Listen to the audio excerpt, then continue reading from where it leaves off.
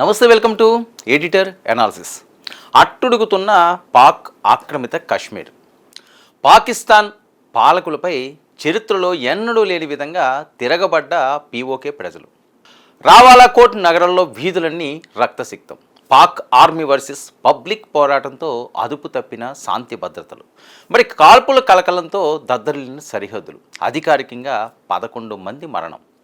వందల్లో శవాలు లేచాయంటూ సోషల్ మీడియాలో స్థానికుల పోస్టులు. పాక్ ఆక్రమిత కశ్మీర్లో అసలు ఏం జరుగుతుంది? పాక్ ఆర్మీ అరాచకాలను భరించలేకపోతున్నాం, భారత్లో కలిసిపోతామంటూ పీఓకే వీధుల్లో వ్యక్తమవుతున్న నిరసన జ్వాలలు. ఇక పీఓకేలో కొనసాగుతున్న ఊచకోత. బ్రిటన్, ఆస్ట్రేలియా, కెనడా దేశాల నుండి తమ పౌరులకు అత్యవసర ప్రయాణ హెచ్చరికలు జారీ. భారత సరిహద్దు అవతల పాకిస్తాన్ గుండెల్లో ఇప్పుడు ఒక అగ్నిపర్వతం బద్దలైంది. దశాబ్దాలుగా నలిగిపోతున్న ఒక ప్రాంతం ఇప్పుడు పాక్ పాలకుల అణచివేతపై తిరగబడింది. అవును, మనం మాట్లాడుకుంటుంది పాక్ ఆక్రమిత కశ్మీర్ అంటే పీఓకే గురించి.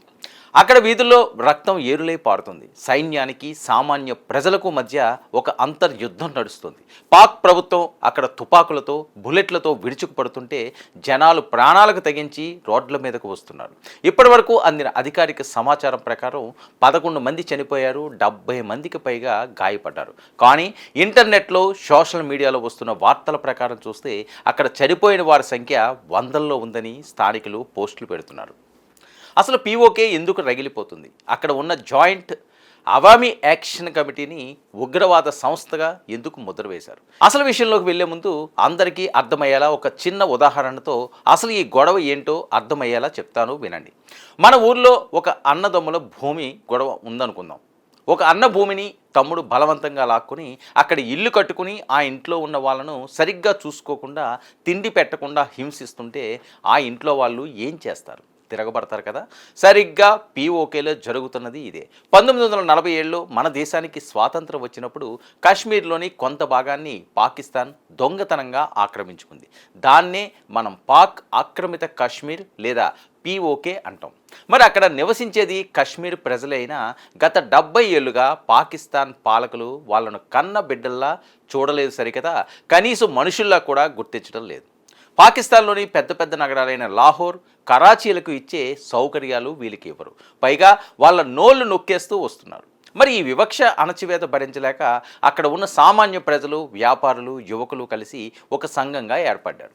అదే జాయింట్ అవామీ యాక్షన్ కమిటీ, సంక్షిప్తంగా JAAC. వీళ్ళు గత 2 ఏళ్లుగా శాంతియుతంగా రోడ్ల మీదకు వచ్చి తమ హక్కుల కోసం పోరాడుతున్నారు. కానీ ఈ శాంతియుత పోరాటం కాస్త ఇప్పుడు ఒక భయంకరమైన యుద్ధభూమిగా మారిపోయింది.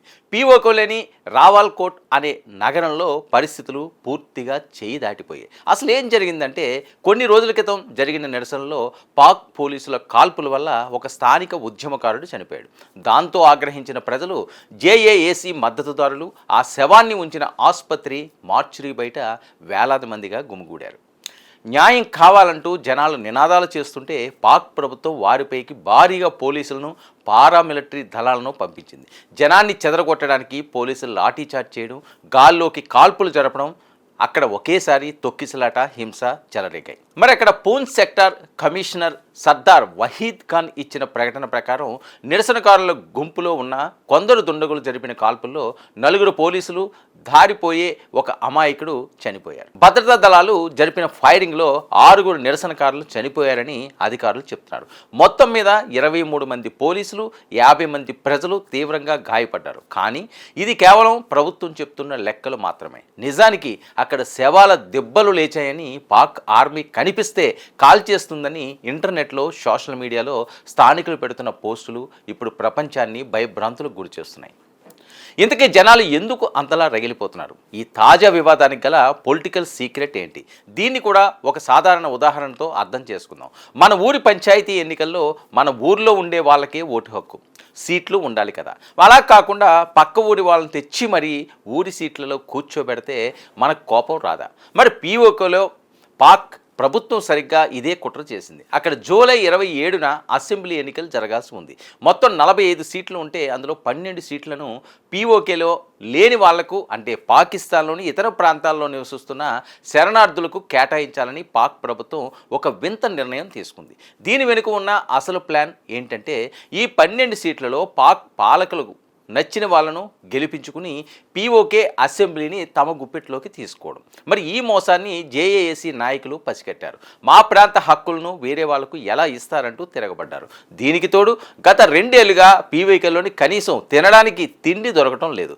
కరెంటు బిల్లులు, నిత్యావసర ధరలు ఆకాశాన్ని తాగుతున్నాయి. యువతకు ఉద్యోగాలు లేవు. ఈ ఆకలి మంటలు, రాజకీయ అణచివేత కలిసి ఒకేసారి అగ్నిలా మారాయి. మరి ఈ తిరుగుబాటును అణచివేయడానికి పాక్ ప్రభుత్వం ప్రజాస్వామ్యాన్ని పూర్తిగా కూనీ చేసింది. హక్కుల కోసం పోరాడుతున్న జాయింట్ అవామీ యాక్షన్ కమిటీపై ఏకంగా ఉగ్రవాద నిరోధక చట్టం కింద నిషేధం విధించింది. అంటే తమ హక్కుల కోసం అడిగిన సొంత ప్రజలను ఉగ్రవాదులుగా ముద్ర వేసింది.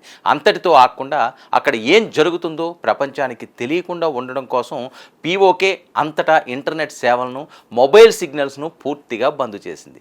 మరి జేఏసీ ప్రధాన కార్యాలయాన్ని సీజ్ చేసి తాళాలు కూడా వేసింది. మరి పాక్ ప్రభుత్వం చేసిన ఈ ఘోరాన్ని human rights commission of Pakistan, అంటే మానవ హక్కుల సంఘం కూడా తీవ్రంగా తప్పుపట్టింది. శాంతియుతంగా నిరసన తెలిపే పౌరులపై ఉగ్రవాద చట్టాలు ప్రయోగించడం ఏంటని ప్రశ్నించింది. అటు జేఏఏసీ ప్రధాన నాయకుడు షౌకత్ నవాజ్ మీర్ ఒక రహస్య ప్రదేశం నుండి ట్విట్టర్లో ఒక వీడియోను వదిలాడు. పాక్ ప్రభుత్వం రావాలా కోర్టులో మా ప్రజలను ఊచకోత కోస్తుంది. మీరు ఎన్ని నిషేధాలు విధించినా, మా ఇంటర్నెట్ ఆపేసినా, మా ప్రాణం ఉన్నంత వరకు ఈ పోరాటం ఆగదు అంటూ ఆయన గర్జించారు. ఇప్పుడు ఈ వివాదం కేవలం పాకిస్తాన్కు మాత్రమే పరిమితం కాలేదు. గ్లోబల్ జియోపాలిటిక్స్లో, అంటే అంతర్జాతీయ రాజకీయాల్లో ఒక పెద్ద సంచలనంగా మారింది. పీఓకేలో ఎప్పుడు ఏం జరుగుతుందో తెలియని భయానక వాతావరణం నెలకొనడంతో బ్రిటన్, ఆస్ట్రేలియా, కెనడా వంటి పెద్ద పెద్ద దేశాలు తమ పౌరులను అత్యవసర ప్రయాణ హెచ్చరికలు జారీ చేశాయి. ఎవరో పీఓకే ప్రాంతానికి వెళ్ళొద్దని ఆదేశించాయి. ఇదంతా చూస్తుంటే సోషల్ మీడియాలో ఒక పెద్ద ప్రచారం నడుస్తుంది. పాకిస్తాన్ అరాచక పాలనను భరించలేక పీఓకే ప్రజలు త్వరలోనే పాక్ సరిహద్దులను బద్దలు కొట్టుకుని భారత్లో కలిసిపోవడానికి సిద్ధమవుతున్నారనే చర్చ ఇంటర్నెట్లో జోరుగా సాగుతుంది. ఏది ఏమైనా ఒకప్పుడు శాంతికి నిలయమైన కశ్మీర్లోని ఒక భాగం పాక్ పాలకుల స్వార్థం వల్ల ఈరోజు రక్తాసురులు చిందిస్తుంది. మరి సొంత ప్రజలను ఉగ్రవాదులుగా మార్చి బుల్లెట్లతో సమాధానం చెప్తున్న పాకిస్తాన్కు కాలం చెల్లిందా? పీఓకే ప్రజలు చేస్తున్న ఈ సుదీర్ఘ పోరాటం ఇప్పుడు ఎలాంటి మలుపు తిరగబోతుందో, అంతర్జాతీయ సమాజం ఈ ఊచకతపై ఎలా స్పందించబోతుంది, ఈ హింసకు ముగింపు ఎక్కడ? ఇవన్నీ తెలియాలంటే రాబోయే రోజుల్లో జరిగే పరిణామాలను గమనించాల్సిందే. ఇది ఈనాటి editor analysis. Stay tuned to 99 news.